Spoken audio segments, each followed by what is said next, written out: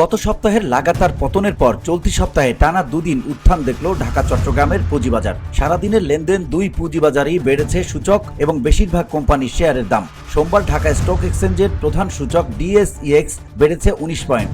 গতদিন ১৩ পয়েন্ট বৃদ্ধির পর আবারও উত্থানে প্রধান সূচক বেড়ে দাঁড়িয়েছে ৫,১৪৫ পয়েন্টে।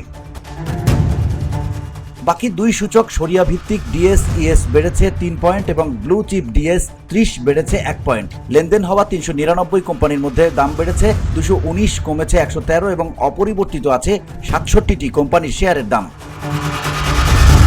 তিন ক্যাটাগরিতেই বেশিরভাগ কোম্পানি আছে দর বৃদ্ধির তালিকায়। এ ক্যাটাগরিতে দাম বেড়েছে ১২৩, কমেছে ৬৫ এবং অপরিবর্তিত আছে ৩১ কোম্পানির শেয়ারের দাম।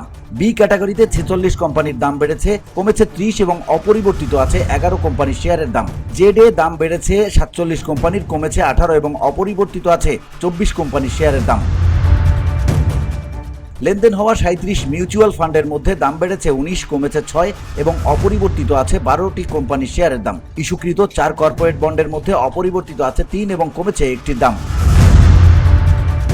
বাজার উত্থান প্রসঙ্গে বাংলাদেশ সিকিউরিটিজ অ্যান্ড এক্সচেঞ্জ কমিশনের নির্বাহী পরিচালক রেজাউল করিম বলেন, বাজারকে বাজারের গতিতে চলতে দেয় এখন কমিশনের প্রধান লক্ষ্য। একদিন সূচকের ব্যাপক উত্থান হলো, আরেকদিন রীতিমতো ভরাডুবি। এ ধরনের অস্থিতিশীল পরিস্থিতিতে থেকে বাজারকে রক্ষা করতে কমিশন কাজ করে যাচ্ছে। VOD Bangla news desk.